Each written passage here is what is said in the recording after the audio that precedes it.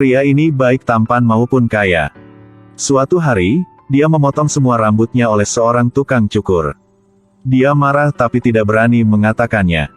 Karena ini adalah Akpol, tidak ada yang peduli dengan identitasnya. Kemudian mereka ke kantin untuk makan siang. Tapi dia hanya diberi 2 sosis kecil. Dia ingin diberi 2 sosis lagi tetapi ditolak oleh staf. Ki-jun sangat marah. Tapi untungnya ada tuan muda lain yang tidak suka makan sosis. Setelah menambahkan sosis, Ki-jun langsung memakannya. Tapi dia tidak menyangka itu karena 2 sosis itu membuatnya hampir dikeluarkan dari Akpol. Hari itu, Akpol mengadakan ujian akhir. Jika dapat kembali dari puncak gunung dalam waktu 1 jam, akan diterima secara resmi di Akpol. Tapi dalam perjalanan pulang, ada insiden yang terjadi. Hae-jon tidak hati-hati jadi kakinya terluka. Dia memohon bantuan rekan satu timnya. Tetapi tidak ada yang setuju untuk membantunya karena takut tidak kembali tepat waktu. Hae-jon melihat Ki-jun lewat dan mencengkeramnya rat-rat. Lagi pula, kamu sudah makan sosis aku, kalau kamu nggak membantuku maka kamu ialah orang yang jahat. Ki-jun sangat canggung. Akhirnya, dia setuju menggendong temannya di punggungnya. Dan tidak heran jika keduanya mencapai garis finish setelah waktu yang ditentukan. Keduanya pikir mereka akan dikeluarkan dari sekolah. Tapi pelatih membuat keputusan yang tidak terduga. Dia bertanya berapa orang yang melihat rekan mereka terluka dan membawanya turun gunung. Semua orang mengangkat tangan mereka sekaligus. Pelatih melihat adegan ini, ia sangat marah. Dia segera memarahi mereka. Polisi adalah yang pertama bergegas ke dalam bahaya ketika mereka melihat orang-orang dalam kesulitan. Tetapi ketika kalian melihat rekan kalian terluka maka kalian tidak peduli. Maka kalian tidak memiliki kualifikasi untuk menjadi petugas polisi, kan? Jadi seluruh tim dihukum. Hae-jon dan Ki-jun tertawa bahagia setelah lulus ujian. Mereka menjadi mahasiswa Akpol seperti yang mereka inginkan. Pada hari Natal itu, keduanya pergi ke toko internet untuk bersantai. Tetapi dalam perjalanan kembali, mereka tertarik pada seorang gadis yang cantik. Mereka memutuskan untuk bertaruh 1 kali. Jika gadis ini menoleh, mereka akan datang meminta nomor teleponnya. Untungnya gadis ini benar-benar menoleh. Pada saat itu, keduanya terkejut dan menghitung batu kertas gunting untuk melihat siapa yang akan meminta nomor teleponnya. Kemudian seorang pria memukul kepala gadis itu dengan tongkat, menyebabkan dia pingsan. Lalu dia dengan cepat menyeretnya ke mobil. 2 mahasiswa dari Akpol berdiri di belakang. Mereka bersenang-senang bermain palu dan karung.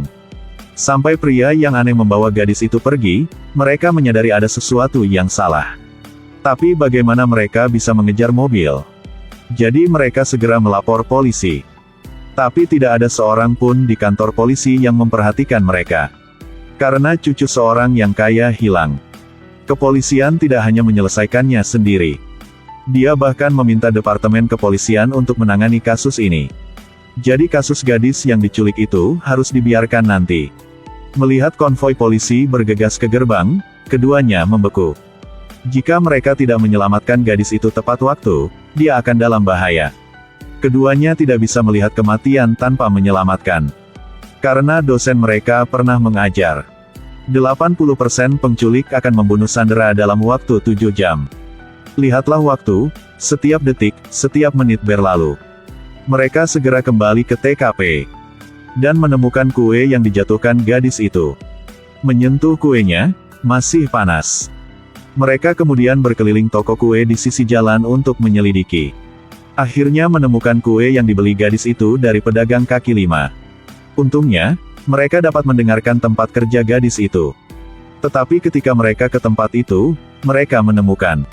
Ini adalah panti pijat yang tak sah. Jika AKPOLA mengetahui mereka ada di sini, mereka pasti akan dikeluarkan. Jadi Ki-jun berjaga di pintu. Dan Hae-jon masuk ke dalam untuk mencari informasi. Tapi Hae-jon belum ada pacar jadi ia gak bisa lepas dari pesona gadis ini. Dalam sekejap, tujuan datang ke sini terlupakan. Dan Ki-jun berdiri di luar sedang menggigil kedinginan. Pada saat ini, dia sangat lapar. Tapi dia tidak bisa meninggalkan rekan-rekannya sendirian. Bahkan jika memberinya sosis sekarang. Tapi cuaca sangat dingin.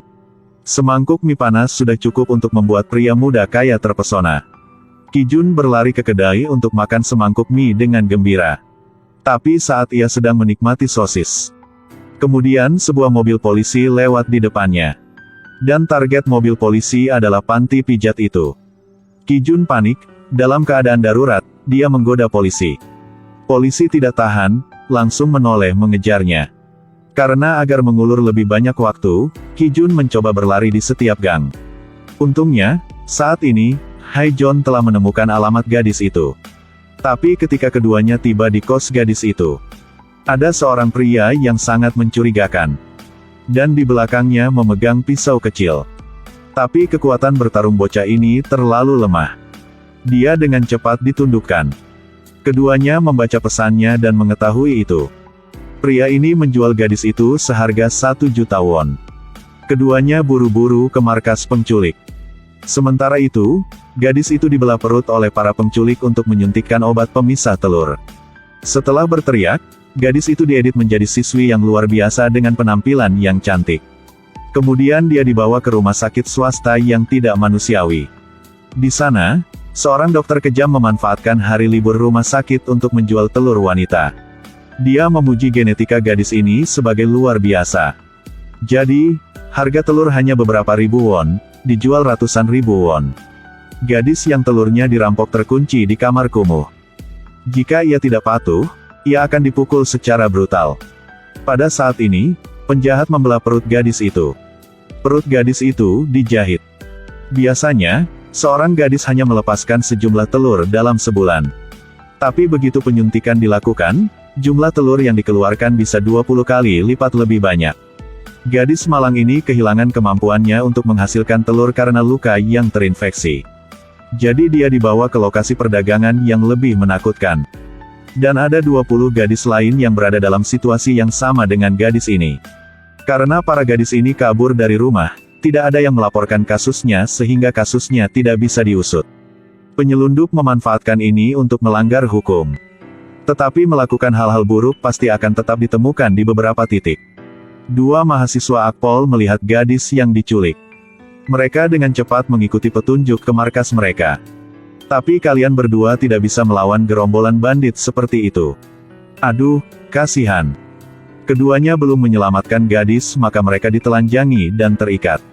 Untungnya, kekuatan Ki-jun sangat bagus. Dia terbalik dan melarikan diri. Tetapi pada saat keduanya melarikan diri, jam alarm membangunkan para penyelundup. Keduanya buru-buru berlari keluar. Tepat ketika para bandit hendak mengejar mereka. Mereka melihat kantor polisi terdekat di sana. Keduanya akhirnya menghela nafas lega. Para penyelundup tidak berani mengejar lagi. Tapi hanya bisa kembali ke markas. Keduanya bergegas ke kantor polisi untuk melaporkan kasus tersebut. Tetapi polisi meminta mereka untuk menunjukkan dokumen dan bukti yang diperlukan. Ki-jun marah dan berdebat dengan polisi. Jadi keduanya tersingkir oleh pistol setrum. Sampai hari berikutnya, profesor sekolah muncul dan menyelamatkan keduanya. Tapi setelah 1 malam, markas bandit tadi malam sekarang kosong. Hanya ada noda darah dan beberapa obat suntikan di tanah. Ini membuat keduanya sangat kecewa. Tapi apa yang membuat keduanya lebih mengecewakan? Profesor berkata bahwa akan memakan waktu 2 minggu bagi polisi untuk menyelidiki insiden ini. Karena polisi tidak hanya mengusut 1 kasus. Dan penyelundup ini sangat licik. Mereka menggunakan plat nomor palsu. Oleh karena itu, hal yang menemukan keberadaan mereka juga sangat sulit. Profesor memperingatkan keduanya untuk tidak lagi memperhatikan kasus ini. Dan minta mereka untuk segera kembali ke sekolah. Bukan karena dia tidak punya hati. Itu karena dia takut mereka akan menyebabkan masalah dan berisiko kehilangan nyawa mereka. Tapi keduanya tetap tidak menyerah. Mereka melatih kekuatan fisik dan teknik bertarung mereka setiap hari. Untuk mempersiapkan pertemuan berikutnya dengan para penyelundup. Sementara itu, mereka mendengar bahwa mantan pelatih saat ini bekerja di pusat pemantauan kamera. Mereka memohon dosen untuk menyelidiki arah mobil penyelundup. Pelatihnya juga sangat antusias. Dia begadang semalaman untuk memeriksa keberadaan mobil itu.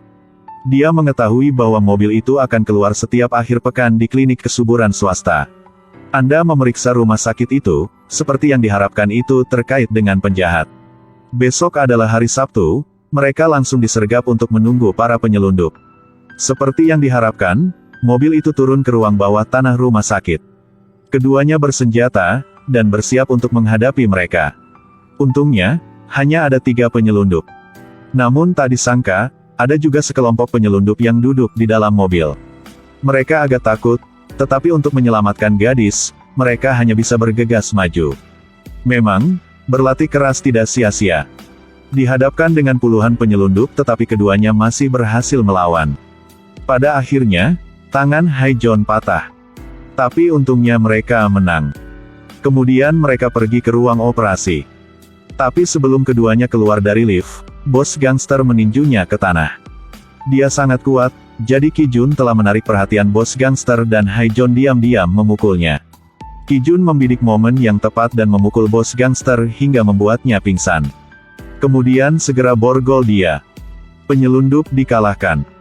Mereka dengan lancar menyelamatkan semua gadis malang. Pada saat ini, polisi ke sana. Keduanya mengira mereka akan dipuji dan dihargai.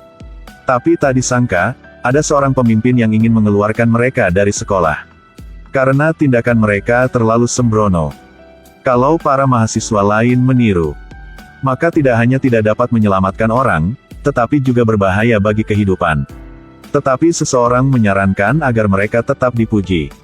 Pemimpin kedua belah pihak berdebat sebentar. Pada akhirnya, profesor telah membantu mereka. Dia berkata polisi harus menjadi yang pertama membantu ketika orang dalam bahaya. Tetapi jika mereka tidak menyelamatkan orang karena takut akan hukuman, maka itu tidak bertanggung jawab. Kalau begitu maka pantas dikeluarkan dari sekolah. Tak berapa lama, kita akan melihat para penjahat itu menjadi lebih jahat.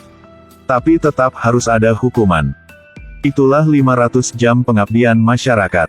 Dan selesai dalam waktu 1 tahun. Akhirnya, profesor menyapa mereka dengan hormat untuk memuji keduanya. Keduanya sangat senang.